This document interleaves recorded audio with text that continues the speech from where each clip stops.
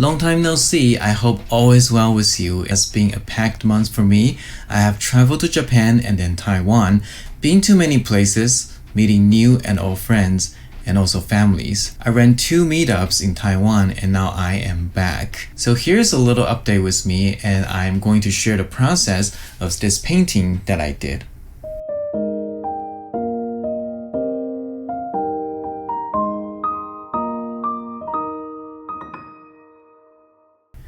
Hi, this is Eric from Cafe Watercolor. After 2 years of COVID, I finally get to travel abroad. I had a wonderful time traveling. As for my family, I'm pretty sure this is going to be something they look back fondly for years to come. But I am glad to be home to the beautiful Pacific Northwest, to my cozy tiny house studio, start to paint again, and to do this video. I have a lot to share from my trip, but it's going to take a while for me to process everything, and I'm also going to be quite busy till the end of the year due to my day job ramping up, so I won't be able to do a huge vlog about my travel experience anytime soon. This is probably not what you subscribe for anyways.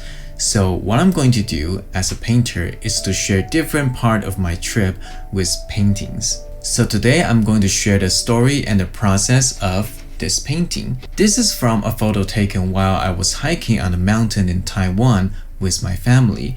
We spotted this wild cat outside and it just sat there. The contrast of this mostly white cat against the darker rocks and woods grabbed my attention immediately. I took a couple of photos before the cat moved away, and I knew that I was going to paint this. That mountain has a lot of beautiful views and sceneries, and many people visit there to see the incredible sunrise. But this little intimate scene is the most memorable scene for me. And also because my kids love cats, my 6-year-old kept wandering around that place trying to look for the same cat. So that makes this painting extra special to me. When I was painting that painting, it brought me back to that place and that time. So that's the story of this painting. Now let's talk about the making of this painting, from composing the shot to value study to the final painting. Okay, let's take a look. Okay, so this is the 2 photos that I took during that time. So the left one is the first one that I took. And what happened was I saw the cat and I immediately took a shot. But after knowing that the cat stays here for a little bit, I took a second shot. And I'm also trying to see if the cat do any other pose other than looking directly at the camera and looking like I'm some sort of a threat. So it's nice that I got the opportunity to take another shot. The first shot that I took, while it is, still the same scenery, I did zoom in a little bit, otherwise it's going to be even a wider shot. And when I first took the photo, because I didn't have enough time to really compose the image, the cat is almost in the dead center and a little bit more to the right. So in terms of composition, this is not really a good composition for me. And at the same time, I love the cat's profile view a lot better. So it's looking out to the right, which is also where the distant elements are. So I believe this is a better photo out of the 2. So again, always take multiple shots when you can when you're outside trying to capture subject to paint. So let's focus on this one. Now, while this is a good image itself, I do think we need to recompose this a little bit. One of the big reasons is that this is right in the middle, and I don't really like the image just split into half. So I'm going to crop it down a little bit. Now with Photoshop, when you are doing the cropping tool, it will come with a rule of third grid. Now, a lot of phone actually has that as well, so you can definitely do that on pretty much any phone nowadays. So using the rule of third grid, I place the head of the cat right at this cross right there, and that makes it a nice composition. Now let me crop that. And now the background is still there, but it doesn't take up as much space, so it really sits back. And the middle ground, which is the majority of this painting, which include the cat as well, here's the middle ground, and we got a little bit of a foreground, which is this side of this stair rock kind of platform. And when you crop the scenery down, it also make the cat a little bit bigger. right? You can see the difference here. So that makes the cat just a little bit more important without it losing the sense of space in this painting, in this picture. So that's how I recompose this image. Now let's take a look at value study and see how I simplify the value to make it into something a little bit easier to paint with. Okay, so let's take a look at the value study. Since this is a value study, the line drawing is very loose. So I'm just going to skip that for now, since we're going to show that again when I'm doing the color version. So we start off doing the middle value for the first wash of the value study. So the first big middle value shape I see is the background, because we need to make the vegetations in the middle ground pop. Those are lit by the light, so they are actually brighter than the background. So here you can see I'm painting the background as a middle value shape, and I try to leave out some highlight for the grass. These grasses are quite tall, so I am painting the negative shape around them. It's a little bit tricky. For this painting, I need to paint quite a bit of negative shape around those light value shapes. So here I continue the wash down and paint the middle ground. So the rock wall behind the cat, I paint those in middle value for now. They are actually much darker than middle value, but we're going to paint over them again when we're doing our second wash. And in the middle ground, we do see some moss and some grass that are lighter than the rocks. So here we're starting to approach the cat. So the part of the white fur on the cat that's lit by the light, they are definitely the light value, so I need to leave those out. However, the part that's not lit by the light, I need to make the middle value, otherwise it's going to be very flat. We need that subtle lighting contrast on the cat so that the cat can appear to have a solid form and structure. Now I continue that down to the rock platform, which are mostly light value, aside from a little bit of grass, and down to the side of the rocks in the foreground, so they are going to be darker. So here we just have the light and the middle value. And now we are going to start painting the dark value. So here comes the dark value. There's some dark part on the grass. I still want to preserve some of the highlights on the grass. So dark value are mostly those rocks in the middle ground. So I try to paint around some of these grass and paint my way down. And very importantly, I need to leave out some light, some highlights on the right side of the cat. We want to show that translucent quality of the cat fur, that there's some light peeking through. And that light against the dark background is really going to make the cat pops. And there are a little bit of dark value on the cat itself.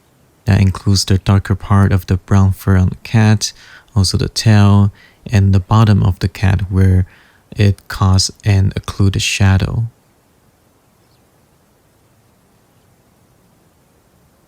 And we continue to paint the rocks behind the cat, leave out a little bit of the middle value.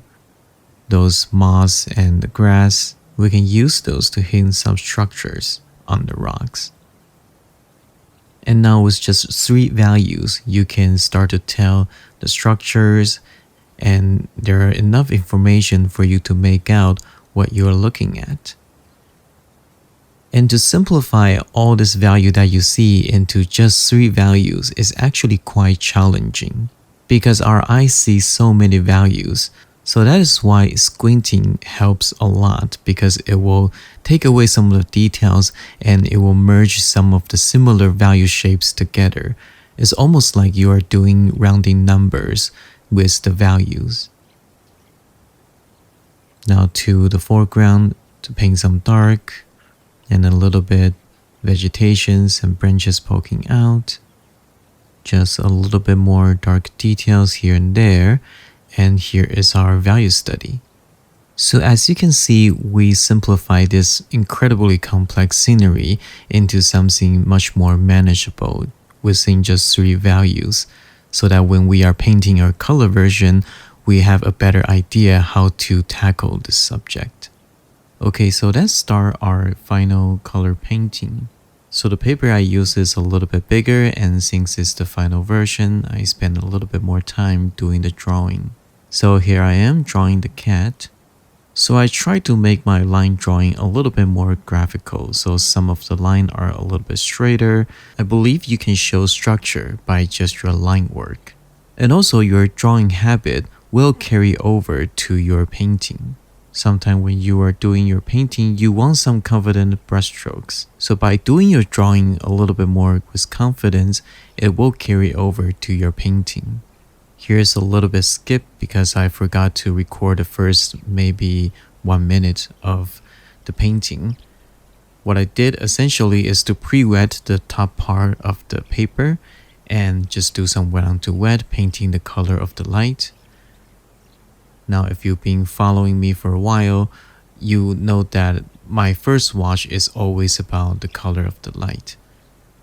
So by pre-wetting the paper, I can have some nice soft edges, soft shapes to give that nice soft warm light. So in terms of the light on the green, I tend to make it a little bit warmer. And here I try to paint around the cat because I want to preserve some highlight, especially the white fur on the right. Other than that, most of the greens are pretty warm. It's just something that I prefer. So my way to mix a warm green is to use cobalt turquoise with Hansen yellow deep. So Hansen yellow deep is a very warm yellow. It's much warmer than cadmium yellow. And when you mix these two colors together, it turns into this very nice, beautiful warm green. It just feels like the sun hitting the green grass and the trees.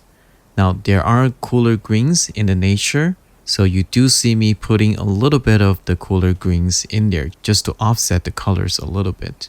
But when there are too many cool greens, it starts to look artificial. It starts to look a little bit more dead to me. So I usually tend to do things a little bit on the warmer side.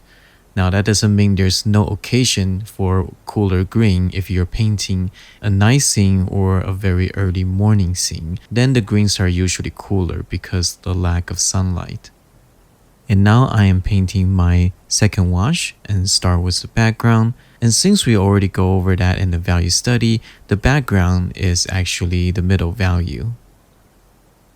So here you see me try to paint around some of the lighter grass color to preserve some light. And there are some grass that are in the middle value as well, so it's a very tricky balancing act. Now the background, even though you can still see some detailed trees and leaves and branches in the photo, I try to make it a little bit softer just because that's way into the distance and we want to establish the depth.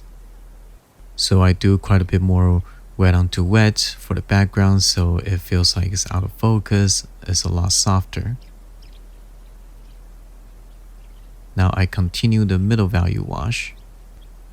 Again, try to leave out some highlight for the grass and all the weeds in the middle ground.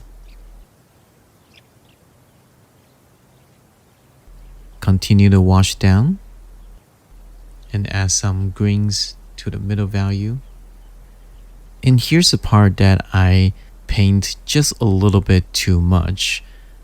After I did this part, I realized that I actually want to preserve just a little bit more light. But because I kind of got caught up in all the details in the grass and the weeds and stuff in the photo, I started to paint a little bit too much. And because of that, I painted away some lights, which is something that I regret I did. That being said, it is watercolor. Once it's dry, it's very hard to fix unless you are painting a darker value on top. But in this case, because I'm trying to preserve some more light, once I paint it over and let it dry, I am not able to fix it anymore. I think every single painting that I did, there's always something that I wish I would have done differently. But that's the thing about watercolor. Once it's done, it's done. It's very hard to fix it. I continue the wash to the cat, and there are some middle values on the cat. Like we mentioned, the light part of the white fur is definitely highlight, but the brown part of the fur and the darker side of the white fur, they are middle value. So here I'm trying to paint the white fur, but this part is not lit by the light, so it's not as bright. Here is the part that I didn't speed up, so I show you the real time, and as you can see, I didn't paint that fast. I just try to sync a little bit before I start to put down my brushstrokes. So some quick middle value shapes in the cat. And now you're able to tell the lighting on the cat. And because of the lighting, the cat starts to show its form. Paint the brown fur area on the cat's face, and that connects to the middle value shape. And now I start to paint the rock, the area behind the cat. Make sure those paint doesn't get into the cat.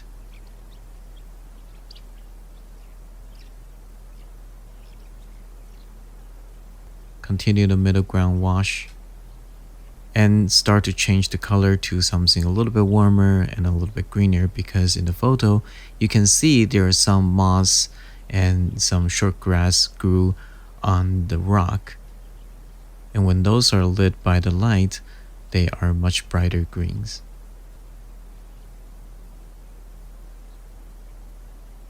Do a little bit of wet onto wet just to add some variation of shapes and value. And now the majority of the middle value shape is pretty much done.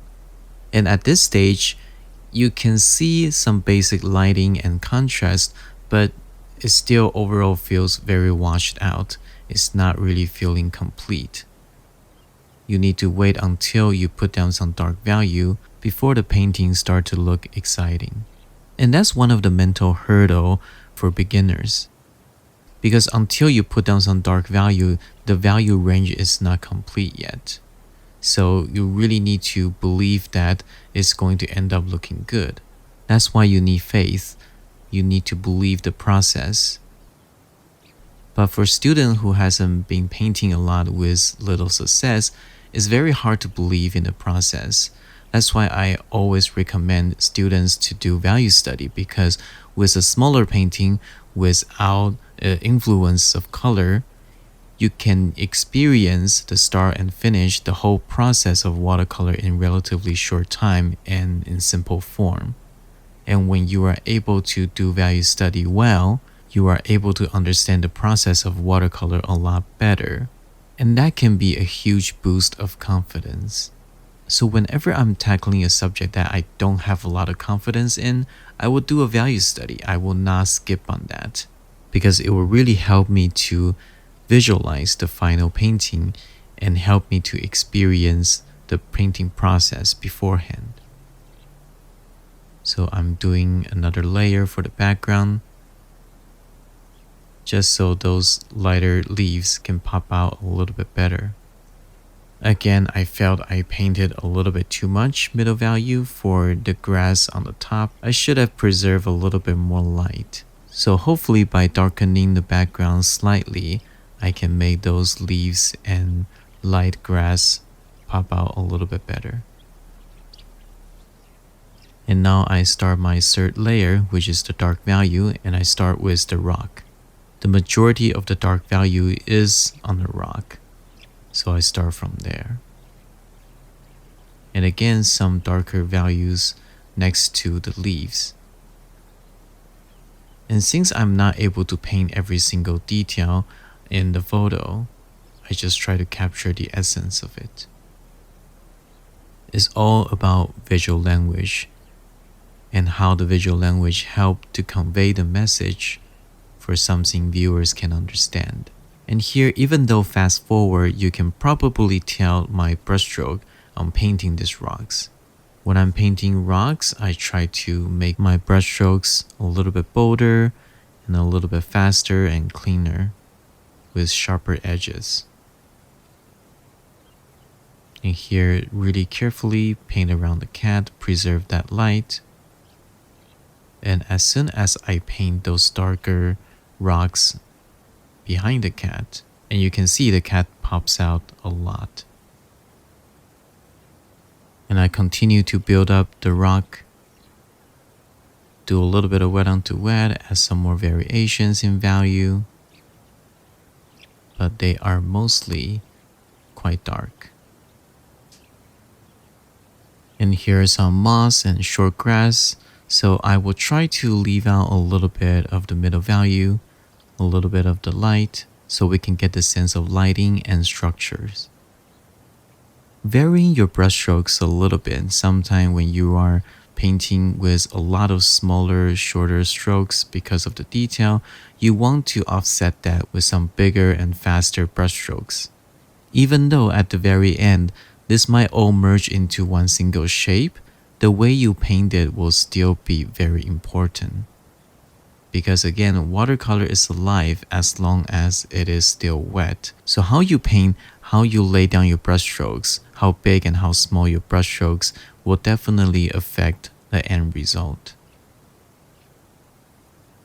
So we continue dark value down.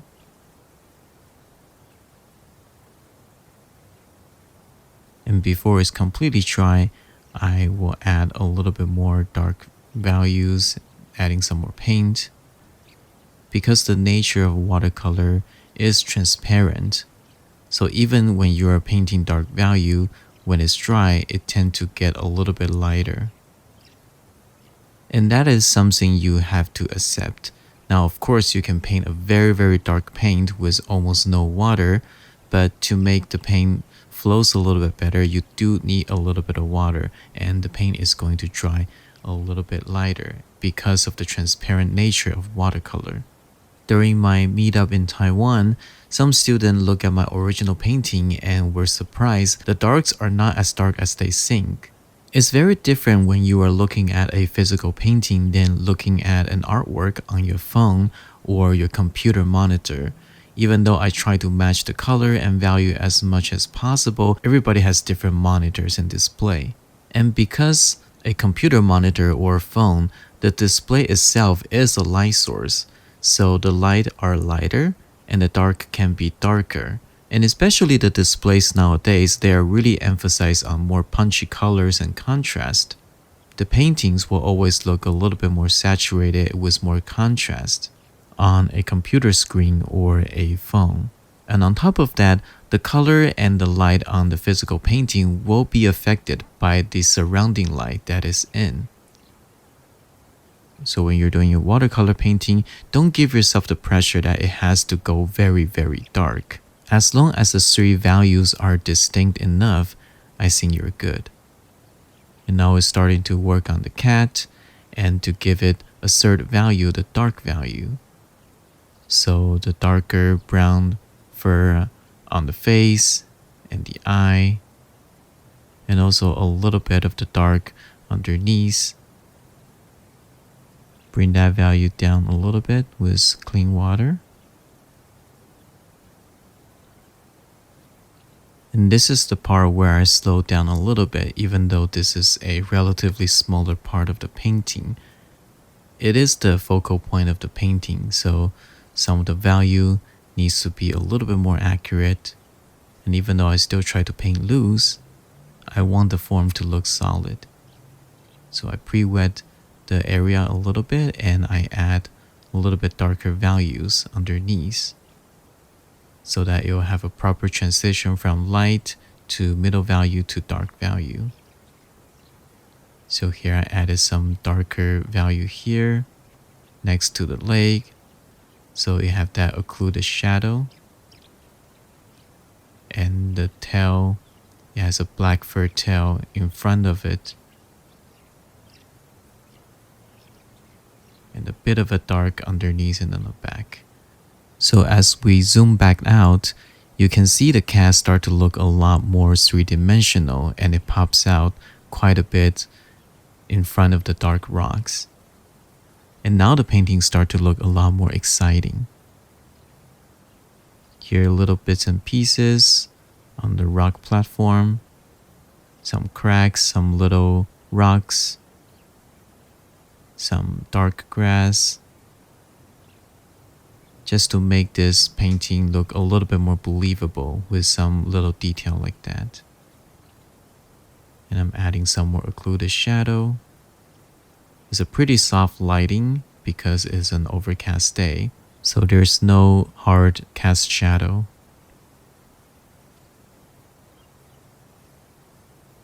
And there's some moss and short grass on the right side of the rock.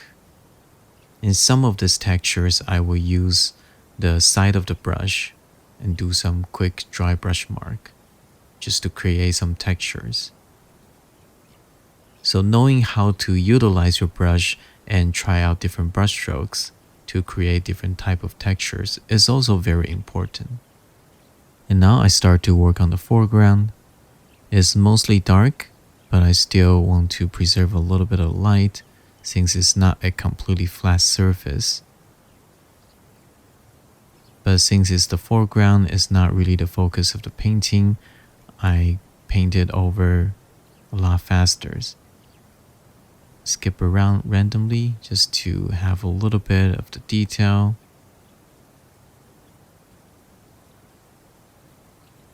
This will also help to shape the rock platform